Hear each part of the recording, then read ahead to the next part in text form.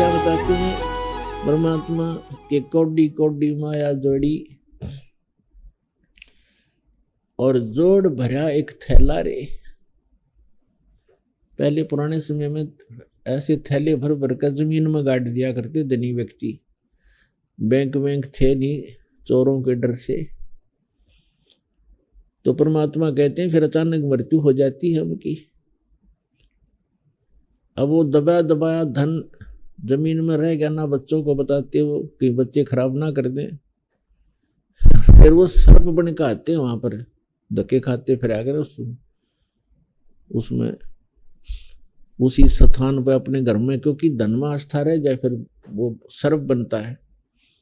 और सर्प बनकर फिर वो धन ने खोजता हुआ वहां घर में घूमता है और वो पड़ जाता है बच्चों की दृष्टि, फिर उसकी देही तोड़े, उसने मारे लट्ठा गिला।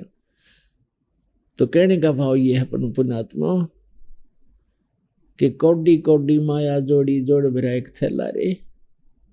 और खाली आया था तू और खाली ये जागा, संग चले ना धेला रे। सर्व सोने की लंका थी वो रावण से रणधीरम। एक पलक में रोज बिरोज जीव जम के पड़े जंजीर।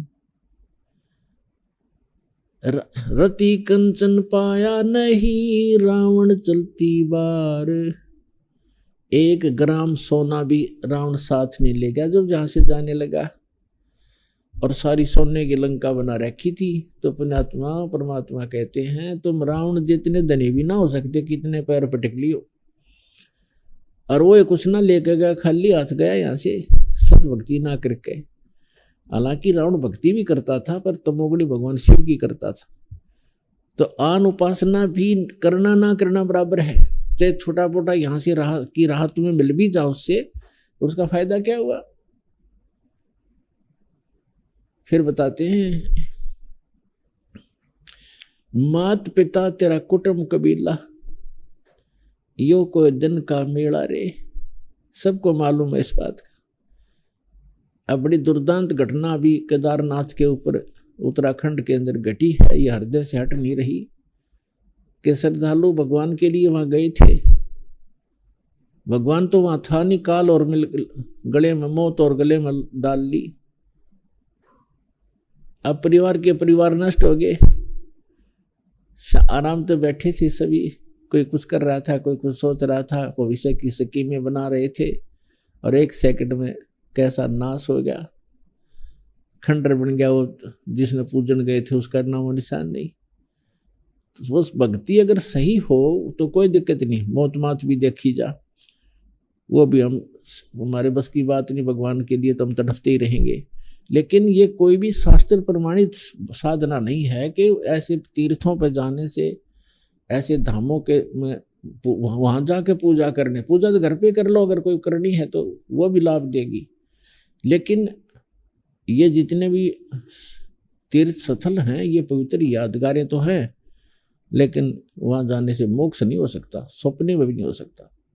वो तो जैसे हमारी गीता और वेदों में वर्णित विधि है उसके आधार से साधना करने से और फिर मर्यादा में रहने से मोक्ष होता है। फिर क्या बताते हैं परमात्मा, एक डाल पर दो पक्षी बैठे, एक गुरु एक चेला रे। चेला तो चंचल है भाई और गुरु निरंतर खेला रे। अब जैसे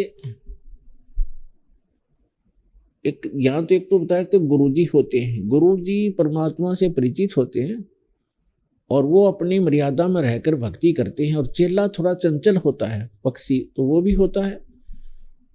चेला इतना गहराई से ज्ञान ना समझकर वो भक्ति करता तो है, लेकिन फिर भी थोड़ी बहुत उछल कूद उसमें रहती ही है।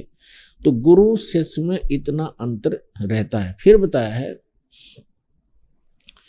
कि फिर इसको क्लियर किया है कि इस पद का तुम भेद सुनो, कौन गुरु कौन चेला रे। यहाँ जो गुरु और चेले का जो वर्णन है उसके विषय में बताया है कि शब्द गुरु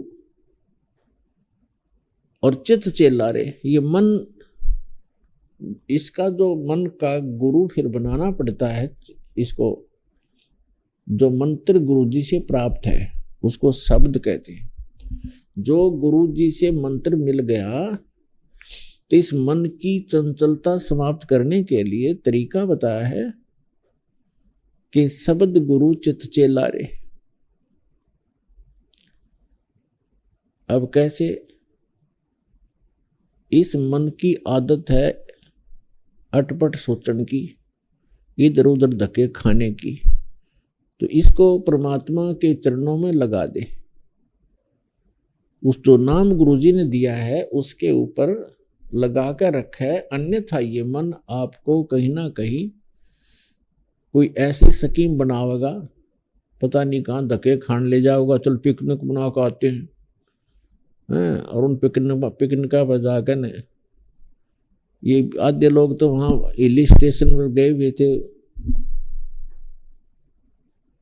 उसकी केदारनाथ के क्षेत्र में, और वहाँ बेचारों को मौत मिली। तो कहने का भाव ये है कि इस मन को भगवान के ज्ञान में, सिमरण में, भक्ति में, प्रतिदिन के नित्य नियम में लाए रखें, और बाकी समय इसको अपना संसारिक काम में, निर्वाह के लिए काम में भी लगाए रखें। तब